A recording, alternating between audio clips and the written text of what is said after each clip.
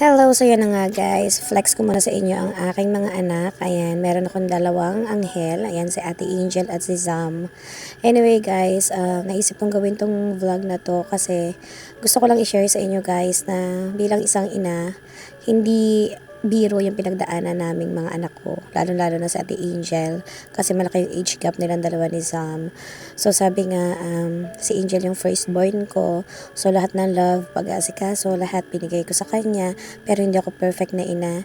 Pero buti na lang nauunawaan ni ate yon at nakuha niya yung mga iba sa ugali ko. Si Zam kasi is bunso. So ayokong itatak sa isip niya na bunso siya at laging papabor sa kanya ang tadhana. Ayan, tadhana talaga. Ibig ko sabihin guys, ayan, nagawa ko tong video na to dahil nga sa nangyari kahapon. So, si Sam kasi is lumalaki, meron siya mga attitude na hindi na rin maganda. So, sabi ko nga hindi na siya baby.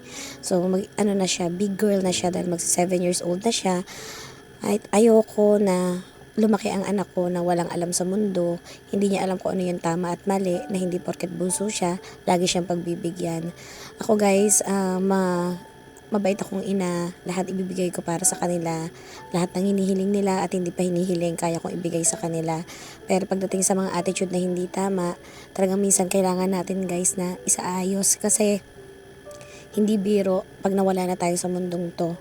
Yung anak natin na ini-spoiled natin, na hindi natin kinokontra sa mga bawat pagkakamali nila, hindi natin sila natutulungan, magiging kawawa sila pagdating ng panahon or magiging kawawa sila dahil ang akala nila lahat ng ginagawa nila is tama.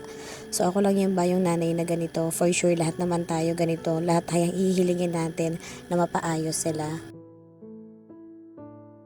Meron talaga tayo mga times na nagkokontrol hanggat maaari hindi natin mapapalo yung mga anak natin or mapagsasabihan. Pero hindi pwedeng ganun guys. Gusto ko lang i-remind sa inyo na pwede natin silang spoil din. Pero lahat ng mga pagkakamali nila is dapat is ipamumulat natin sa kanila na tama or mali yung ginagawa nila. Kasi pagdating ng panahon, pwedeng ibalik nila sa atin kung ano yung mga ginagawa nila ngayon na akala nila ay okay lang. Kaya nagpapasalamat nga ako sa aking firstborn na kahit na malayo ang ama niya sa kanya is napalaki ko siya ng maayos. So yun lang guys.